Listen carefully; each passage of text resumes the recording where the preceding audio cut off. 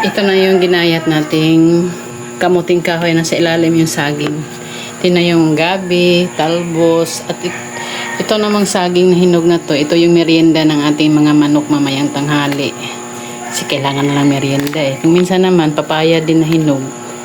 Kasi marami kaming papaya dito. Kaya yun ang pinapakain namin sa kanila tuwing tanghali. Kaya magigiling na tayo ngayon kasi nga nagayat na natin yung ingredients natin. Pagkatapos niyan, haluan natin ng feeds. Ang hinalo ko dyan ay grower, tapos may yung pellets, tapos minsan hagmas din. Para konti-konti lang para nakakatipid kasi mahal ang feeds ngayon eh. Ito yung pagkain ng ating mga manok. Ito yung kamuting kahoy. Ito yung saging na natumba sa bagyo. Yan, gagayatin na at gigilingin. Ito naman yung gabi natin. Ito yung dahon ng papaya at talbos ng kamuti. Tapos dito natin siya gigilingin, no? Meron tong blade.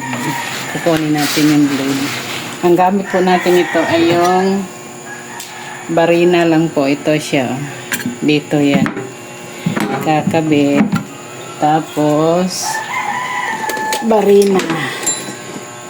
Ito yung barina natin, no? Yan gagamitin natin sa paggiling ng ating pagkain ng manok. Tapos haluan natin ng feeds para naman makakatipid tayo sa ating feeds kasi ang mahal ng feeds ngayon. Kaya umpisahan na natin. Magigiling po tayo ngayon ng ating pagkain ng manok. Ito po yung gamit natin, oh. Ito yung DIY natin na gilingan. Ayan. Pasok. Tekla. Tugat ba? Nunod pa ako. Tagalin.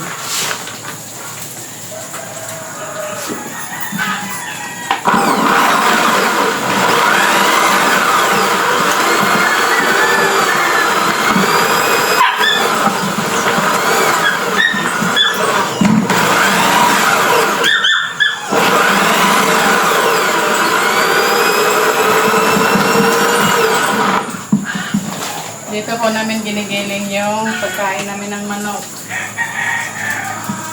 Para mapino. Para di na kailangan magtatat na maliliit.